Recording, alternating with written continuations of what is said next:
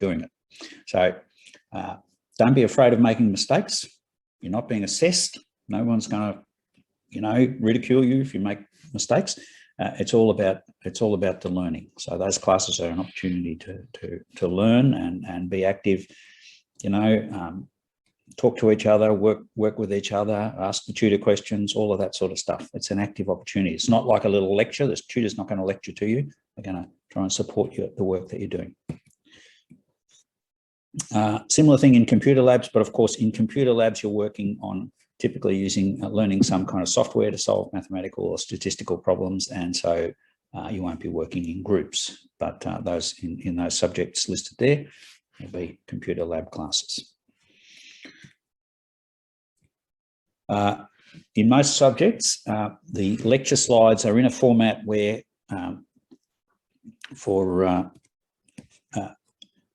where there'll be spaces in the lecture slides that the lecturer will solve problems in the lecture, no spaces, and those spaces appear in the versions of the lecture slides that will be on the LMS, available to you on the LMS. And so you can copy down what the lecturer is doing in the class and make your own notes and all that sort of stuff. There's generally plenty of blank spaces in those. They're generally available in various formats. In my subject, for example, they'll be available in a good electronic format that's good for using if you just want to annotate them on an iPad or something like that. They'll be available in also formats that are suitable for printing if you prefer to work on paper. So that's the typical case, although there are a few subjects there, two subjects there where the printed lecture slides really replaced by a more of a textbook style document. And so you need to bring paper to classes. In all subjects, there'll be consultation hours. So on the LMS, there'll be on Canvas, there'll be a roster page. They may or may not be absolutely complete yet at this stage, but lecturers will be completing those. And those are times when the lecturer is available for you to turn up and ask questions about your work. And so, you know, try and prepare for those before coming along and figure out what questions you want to ask, so you don't just spend time sitting there scratching your head. But the idea is to, you know, when there are problems in the subject that you don't understand, things from lectures, things from the exercise books that are available, problem booklets, which I'll talk about in a minute, that are available in most subjects, anything of that nature, things from previous classes that you never really understood, all of that stuff, bring that along and the lecturer will attempt to explain it. Another service that's available, which will be, actually, I should have updated that, but another service that's available is the Math Assist service. This will actually be online this semester, it now turns out. So I forgot to update that. It's not in the Peter Hall building as shown on the slide there. I just missed that one. And that's a service that is designed to help you plug any gaps in your assumed knowledge. So if you come into first year and we start doing Calculus 1, for example, and you sort of think, oh, I never really understood polynomial division, right? Well, that's the place to go and get help. Now, in some subjects, including Calculus 1, the first workshop will be designed to help you figure out any gaps in your background knowledge. And so you'll know straight away, go and get help at Math Assist. This picture here, unfortunately, is the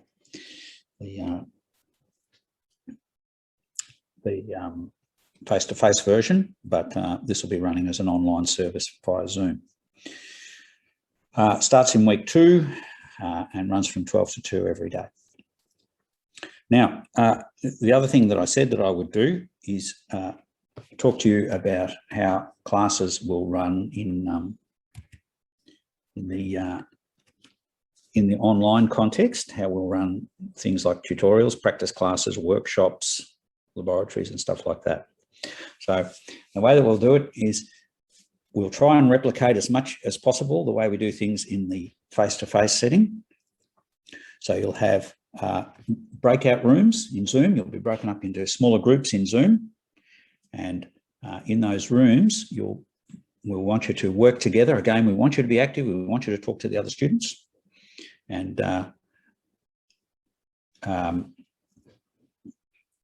so, you know, we encourage you very much, if you can, to turn on your video. I know that sometimes there can be bandwidth or privacy issues with that, but turn on your video so you can see each other, turn on your microphone so you can talk to each other in those classes, and work through the sheets. And the way that you'll work through the sheets together, the way that we do, replace the physical whiteboards that occur in the whiteboard shoots, is that we have a program called Miro, which is an online whiteboard, and your tutors will explain how that works in the classes. But the idea is that you can work on the Miro board together. You can all work together on the same board, write stuff up.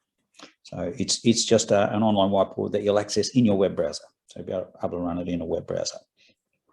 One of the key things for online participation, one of the things that's maybe the hardest hurdle to get over, is how to write mathematics in that setting. Writing with a mouse or a trackpad's not so easy.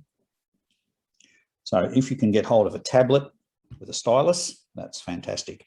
There are cheap writing tablets that you can buy also, which you can use. You know, the ideal thing is a tablet with a stylus, but there are other solutions. Students can, to a certain extent, type stuff just using the keyboard and all that sort of thing. So there's a bit of a learning curve to that. Please don't be discouraged if it's a bit hard in the first week or two. Most students find that after a semester, if they stick with it, they get pretty good at doing that kind of online tutorial, writing on the online whiteboard. So I think I'll probably stop there now, so we've got plenty of time for questions, and I'll hand over to Tiff. Yeah, thanks, John. Not too many questions yet. So guys, we do still have a little bit more time dedicated to this session. So if you do have any questions, please do send them through and we will endeavour to answer as many as we can in the allocated time that we have. So question 1, I took maths specialist in WACE. Does that meet the prerequisite of calculus 2? Yes. I think that the entry score from memory for calculus 2 will be about 29, the raw study score equivalent. Now, I can't remember just off the top of my head whether that's the same number in the WACE system, but the university will have equated your WACE score to a raw study score in the VCE system. They'll have sort of converted it, and so 29 gives you calculus 2.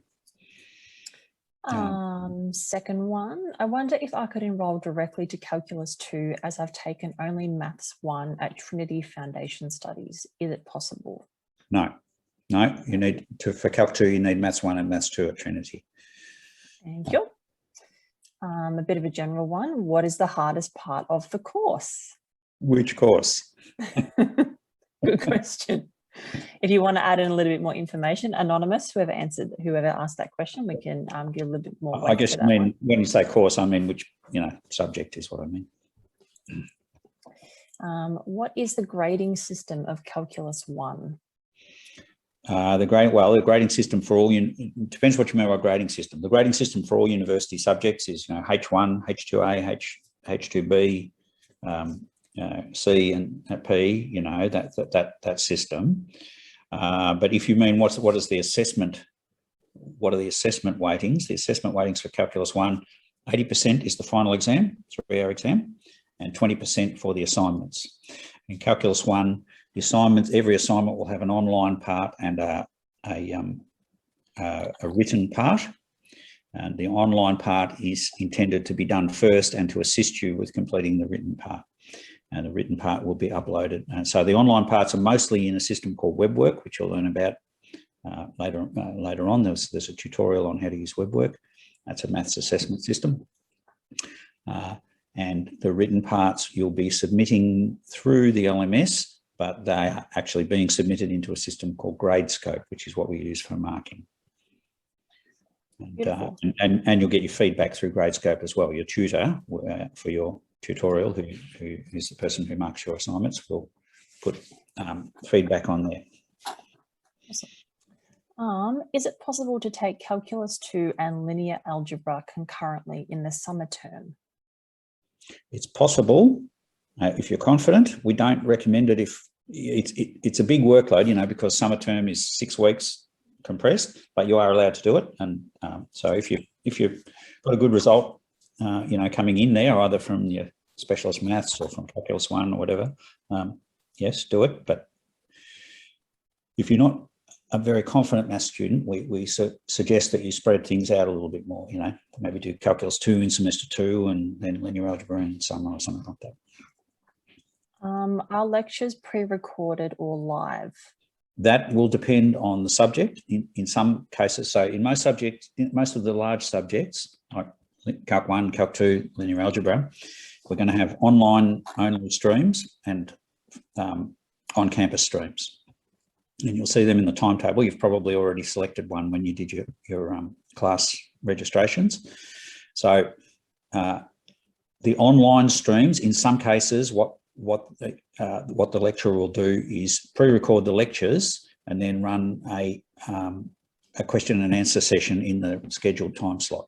Now, that's what we're going to do in Calculus 1. So the lecturer will make pre-recorded lectures, and then that won't be me, actually. I'm doing the face-to-face ones. But then she will turn up to the she'll run Zoom consultation sessions in those time slots, and and one of the things that's new, and this is right across the universities, not just in maths and stats this year, is that all of the lectures that are being conducted in on-campus venues will actually be streamed live. So you can, if you're watching remotely, you can actually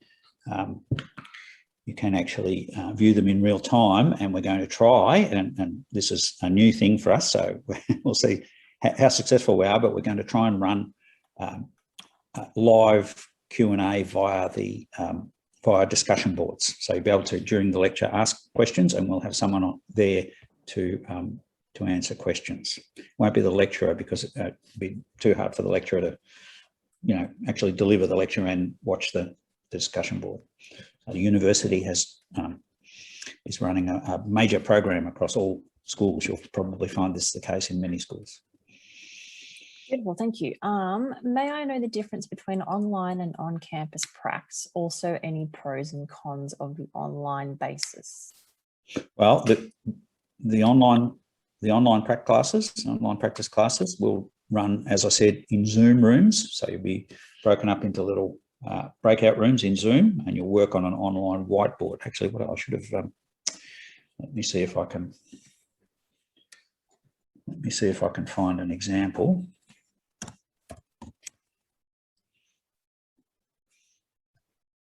Just to show you, this might make it easier to see if I can get in here quickly.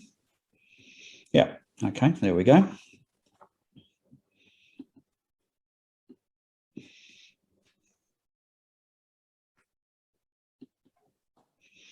So here's an example of one of my online whiteboards from the end of last year, I think this one would have been. So this online whiteboard, you can, everyone joins into the same whiteboard on their web browser, and you know, you can use various tools to write on the board. I'm just trying to do it with a trackpad here, so I won't get very smooth results. That's what I was saying about if you can possibly get hold of something like an iPad or some other kind of tablet, then that's a fantastic tool for this kind of thing. But there are also cheap plug-in writing tablets that you can use, and you know, you can get by with a laptop. And this is a good example because it's one from the end of semester. And so students have gotten pretty good at writing. You can see this is the real stuff. I don't think I'm breaching confidentiality because you don't know who they are, but this is the real stuff, and they've gotten pretty good at writing on these things. So that's how that works. So the face-to-face practice classes, instead of doing that, you'll be writing on a whiteboard, and you'll just be working in groups. Students generally choose their own groups, you know, decide who to work with. In the online classes, we have to, we sort of have to put you in breakout rooms. Doesn't really work very well getting students to choose their own groups. So we just the tutor will just do that. But, you know, if there are particular people that you'd like to work with in your online class, just tell the tutor and I'm sure they'll be happy to do that. Beautiful. We've got a few more questions coming through, so we'll try and get through them. Should we prepare for textbooks or specific resources now since the course is online? Well, most of the subjects, as I said, will have a set of lecture slides of some kind that's available on Canvas. They'll also have some recommendations about text. So have a look for recommendations on the Canvas site about whether you need a textbook. In Calculus 1, for example, I say we don't have any specific recommended text. You can buy a textbook if you want to, and there are some suggestions there about some texts that you might want to buy, but we believe that there's enough materials provided on Canvas and, you know, including the worksheets for the classes, the problem booklets, which have lots of practice problems in them, lots of practice exercises in them, the material in the lecture slides and so on, that you don't really need a textbook specifically to study the subject. And you know, those textbooks, those big first year calculus textbooks are fairly expensive. So my suggestion really is that if you're thinking you're going to major in, you know, maths stats area, if you're going to major in maths and stats or physics or engineering, you might want to think about buying one of those calculus textbooks just to have on your shelf as a reference book. But if you're, for instance, just planning to do maths in first year and then, you know, major in something else, maybe it's not such a great investment. They're great for keeping doors open, actually, on a windy day, those books, they're so big.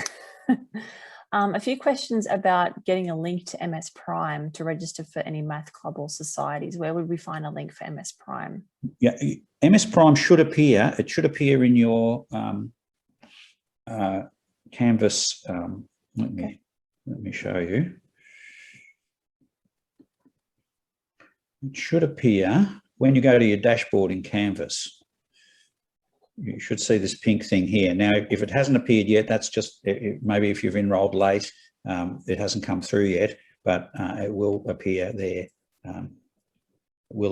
Very soon. So it should be on your dashboard. It should be one of your subjects that you see, along with your other subjects here, which, you know, of course, you'll see different things to me. I'm seeing, you know, various things that I'm involved in. Yep. And then just click on that to Beautiful. MS Prime.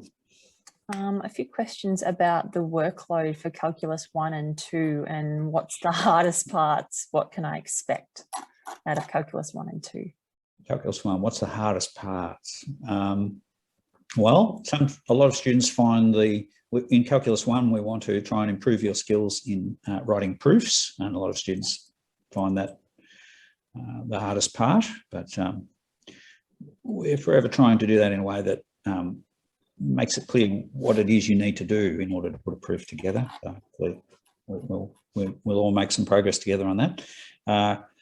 What are the workloads? Well, the official guide is that, you know, you should expect for each subject to spend about 10 hours a week, and so that includes, you know, classes and private study, and you know, completing assignments and stuff like that. So that's the sort of official workload guide.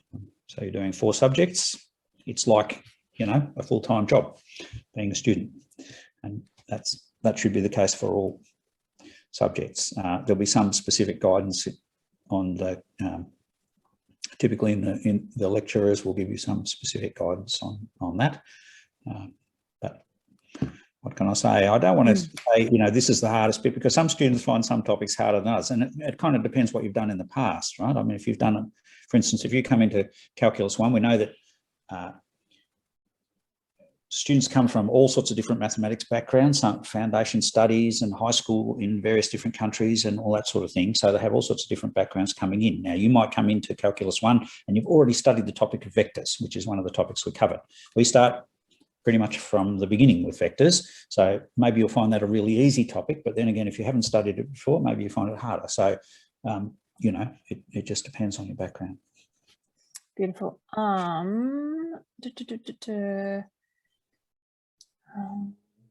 Zoom links, are they provided via the LMS? Yes, Zoom links for classes will appear. We're working on that as we speak. So in your subjects, let me just have a look and see if mine. Oh well, actually, I can. Well, I'll show you the semester 1 version. Actually, that's the easy way because. So. And I gather that there's going to be recordings for lectures from on campus. Yes, all lectures are recorded. That's kind of across the whole university, unless there's a specific reason not to. You'll find that's true in all of your subjects. The links for the classes and workshops will appear in a table like this. This is my one from semester 1. I'm not sure if the semester 2 one is quite ready yet. And links will appear there for every class, whether it's online. So you can see that some of these classes are scheduled on campus, like this one. Some of them are scheduled online. And the reason that we're doing that is so that if, in the event of a sudden lockdown, we can just quickly switch to online delivery. So next week, for example, you'll have to use the online link to go to your class. Important things to remember about that is you need to be logged into your university Zoom account to access these classes. So that's kind of important. And then, apart from that, you'll just follow the link and you find out here who your tutor is. Don't take any notice of these ones. As I said, these are last semester, so this doesn't tell you anything about your classes for this semester. But we're rolling that out across all of our first year subjects today. Actually, my team are working on that today. Is a practical one on a timetable the same thing as a tutorial? Well, yeah, tutorial, we regard tutorial as a bit of a generic term because we have slightly different types of classes, tutorial style classes. So a practical one will typically be the kind of class that I talked about before, that's either on a whiteboard or on an online whiteboard. There's classes called workshops in Calculus 1, which are similar, but the on-campus version won't be on a whiteboard because we don't have enough rooms with whiteboards for those. So there you'll be sitting at tables and working on paper. But we still encourage you to work actively in groups and discuss the problems with each other. So, a question about the summer term that I might be able to answer that, John, that you can maybe supplement. So I don't know what the summer term is. Is it additional semester that we can study in advance so we can graduate sooner? So a summer term is a portion of time throughout the year where you can study an extra subject during that time if you want to, or if you have failed a subject, you can try and retake it during the summer term as well. I don't know if there's anything else that you want to say on that, John. Yeah, you could finish a bit earlier. You're only allowed to do 2 subjects max in summer. So I guess over a period of 2 years, you could sort of take off one semester, I guess, at the end of your period of your study. But it is mainly used for either the kind of things that Tiff mentioned, which is you maybe failed a subject during semester 1 or 2 and you need to catch up on that. Or also, if there are problems with prerequisites that make it hard for you to plan your course because of prerequisites of later year subjects, sometimes you can do a subject in summer to get the prerequisites you need. And also, sometimes if you change your mind, you might have, thought you were going to major in biology and then decided, I want to major in physics. So, now I don't have the prerequisites. I need to catch up on, doing linear algebra. So I'll do that in summer, that sort of thing.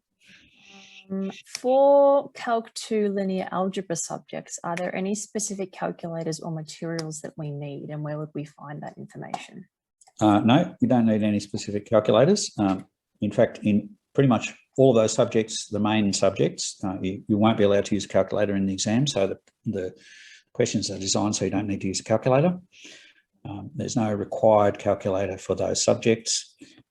Occasionally, when we're doing assignment questions, there might be an application problem where, if you're asked to, I don't know, calculate the length of a fish or something like that, according to a mathematical model, then an answer like, 5 log 2 is a bit weird. You probably want a decimal approximation. Any calculator will do for that, or a spreadsheet for that matter, if you wanted to do that. But in the exam, we don't use calculators, so you don't need a calculator really. I think we've had this question before. It's a bit of a repeat. If Calculus 1 required Math 2 study in Trinity Foundation study? No. Sorry, did you say Calculus 1? I don't know. There's a few different, if Calculus 1 requires Math 2 study in Trinity Foundation. No, so if you've done Math 1 in Trinity, you can do Calculus 1. If you've done Maths 2 and got a as well and got a reasonable, a good result for that, you can do Calculus 2. Or you can go straight to Calculus 2 and linear algebra. Can A-levels mathematics or further maths cover the prerequisite for Calculus 2? If so, what grades are needed? Yep. So generally speaking, well, it depends. There are many different versions of A-levels. So I'll tell you the results for Cambridge. So for CIE A-levels, if you've done the mathematics, the main core mathematics subject 9709, and you've got a grade of C or above, then you're eligible to take Calculus 2 and linear algebra. It's a little bit more complicated with Pearson because it sort of depends exactly which options you take. But you can get in contact with us at the Maths and Stats Learning Centre and we can give you detailed advice on that. And that was another question. Is the only way to contact teachers via email? One of the things that you can use email, but actually depends on the kind of question. If it's a sort of admin question, probably email's the best thing. You can contact your subject coordinator or lecturer via email, or your tutor. Your tutors may give you their email addresses in some cases. But in all subjects, we're going to have discussion boards. We're using a subject called a product called STEM discussion boards, and they're the best way to ask questions about content related things, about mathematical topics and so on. So it depends on the kind of question. If it's a sort of personal, private question about your situation, obviously you don't want to put that on a discussion board. But if it's a general question and the answer might be useful to other students, then the discussion board's a good place to put it. Cool. And so you'll see those. I mean, I can just maybe share a screen again briefly. So for going to semester 2 now, for Calculus 1, you'll see the ED discussion board there. And that'll sort of automatically create an account for you. At the moment, there's just a welcome message, but by the end of semester, I can tell you there'll be hundreds of posts on there about various topics. Sorry, go on, John. Sorry, and that product will be used across pretty much all of the main first year subjects, I think. And I guess, are there any questions here that have been asked that could perhaps be directed to more of like a stop one area for course planning and stuff instead of the school or yourself or the admin team? Well, yeah, to some extent. So if you're wanting to enroll in Calculus 2 and linear algebra, the general way to do it is by putting in what's called a requisite waiver if you don't have the standard prerequisites, and I'll show you where that is.